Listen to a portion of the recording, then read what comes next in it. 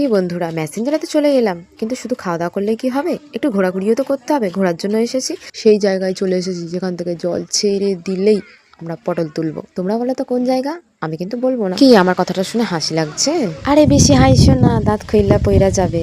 মেসেঞ্জারে এসে দুপুরে খাওয়ার জন্য সবাই একটু হাতে নাতে কাজ করে দিচ্ছিল। আমরাও ভাবলাম একটু চলো সেই ফাঁকে ঘুরে আসি। আমরা মেসেঞ্জারের গা ধরে মিছিমিছি পাহাড়ের কোল ঠেসে হেঁটে চলে এসেছি এই জায়গাটাই। নামটা তো বলবো না, আগেই বলে দিয়েছি। কতটা সুন্দর জায়গাটা দেখো, আর এই যে জলটা দেখো, জাস্ট অসাধারণ ভিউ। ঘুরতে কার না ভালো লাগে, কিন্তু সমস্যা তো একটা আছে। এই যে আমার মহারানী কোলে উঠে বসে আছে, উনি হচ্ছে বারবার নেমে যাচ্ছে কোলে থেকে। আমাদের কোলে উঠে ঘুরবে না, একা একা হাঁটবে, হাত ছেড়ে দিতে হবে। এটা কি মানা যায়? তোমরাই বলো। অনেক কষ্ট সৃষ্ট করে কোলে নিয়ে চারিদিকে এটা ওটা দেখিয়ে কোলে রেখেছিলাম কিছুক্ষণ। তারপরে নাছর বান্দা নিচে নেমে যাওয়ার জন্য বললাম চলো গাড়ির কাছে চলে যাই, আর ভালো লাগছে না, এত বিরক্তি বোধ করলে ভালো লাগে। আর যেহেতু মামনি আমি আর সোনামা এসেছিলাম, তাই চলেই যাচ্ছিলাম। আর ফিরে যেতে যেতে গাড়ির কাছে এটা ওটা সেটা সোনামাকে দেখাচ্ছিলাম। মেসেঞ্জারে এইটুকুই ঘোরা হয়েছে আমাদের। আর বাচ্চাদের সাথে নিয়ে খুব ভালো করে ঘোরাটাও সম্ভব হয়ে ওঠে, বিশেষ করে দুষ্টু বাচ্চা। কেমন হয়েছে বলো, আর এখনের মতো টাটা।